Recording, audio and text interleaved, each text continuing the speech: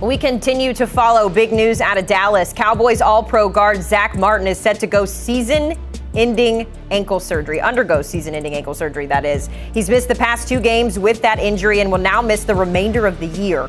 Martin has appeared in 10 games this season, which is tied for the fewest of any season in his 11-year career. The Cowboys are just 5-7 this season, on track to miss the playoffs for the first time since 2020. And this after Zack Martin was just named the Walter Payton Man of the Year representative for the team ahead of this news. Head coach Mike McCarthy in his press conference today trying to make sense of how they move forward without Martin in the lineup.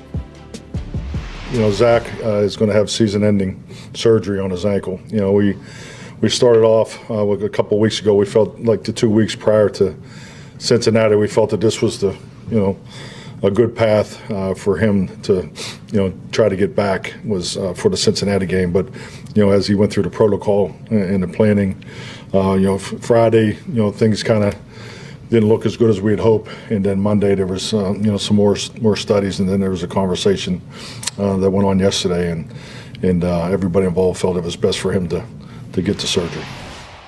That was head coach Mike McCarthy, and we are now joined by our NFL writer, Garrett Podell, to discuss. And Garrett, when it comes to Mike McCarthy, he says a lot of things with his chest. There's not a lot of fluff there. And one part of that interview that we didn't get to air was him saying how important Zack Martin was to the roster. Unreplaceable was the word that he used. So just bring us up to speed with what the Cowboys offensive line is dealing with ahead of this Monday night showdown against the Bengals.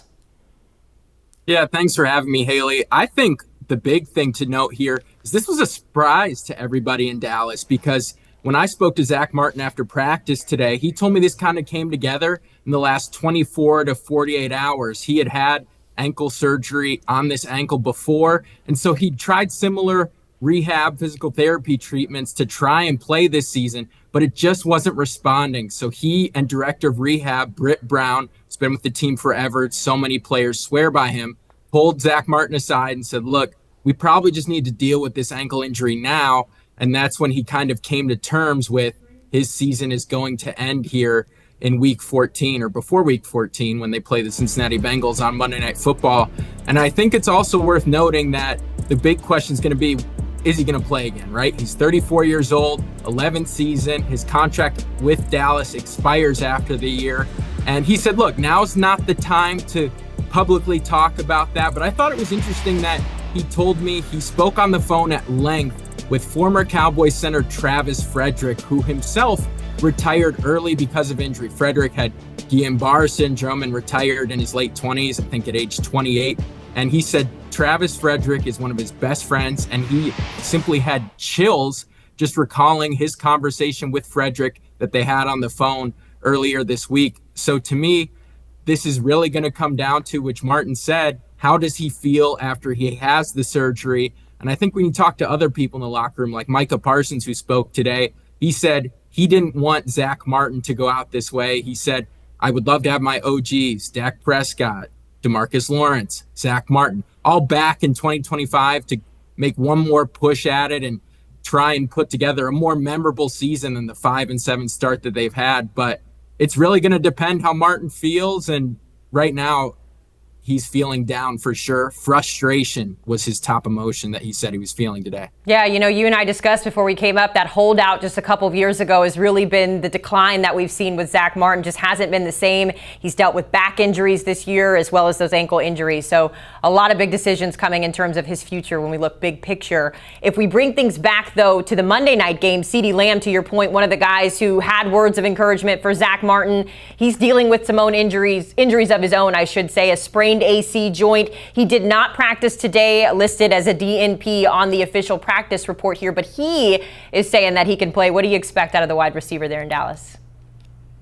Yeah, I had a chance to speak with him after practice today, and he told me he'll be fine. He described the injury as something that you push through mentally, and then you have some unfathomable pain. But he talked about going back to just, he sees himself being a leader for this team and having durability and pushing to be out there on the field. And so CeeDee is somebody who said earlier this season, I'm not going to wear a splint I'm not going to wear a brace or anything like that. I'm going to play. And he said he dealt with this injury at the University of Oklahoma when he was in college. But I expect he'll totally be okay, because when he was asked, does the 11-day layoff from Thanksgiving to Monday, December 9th against the Bengals help? He smiled and said, most def. So I really do believe that CeeDee, when he does take the field, he'll look a lot like the CeeDee Lamb that the Cowboys have certainly grown to rely upon, and that many fantasy football managers have grown to rely upon over the last couple of years as the centerpiece of this Cowboys offense. And I think it really just goes to show a couple weeks ago before the Eagles game, when a week after he suffered this injury against the Falcons, he said, look, I know that people pay their top dollar to come and see me play, and I'm going to be out there for those guys. So I expect CeeDee to be out there. He said he'll be fine.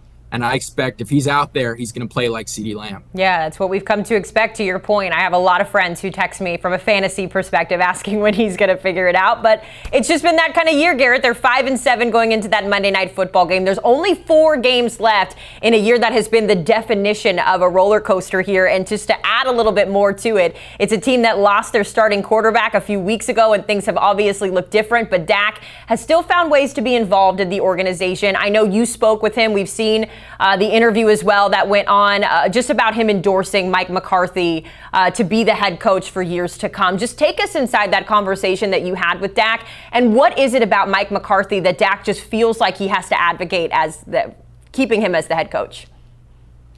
Yeah, going back to what you said there, Hailey, I spoke with Dak one-on-one on Zoom on Tuesday, and the big point he made to me about Mike McCarthy is, look, Mike McCarthy is somebody who helped blossom his career to the best that it's ever been, right? He had his career high in passer rating, became the first Cowboys quarterback to lead the NFL in touchdown passes outright in 2023 when he was the MVP runner-up last season to Lamar Jackson.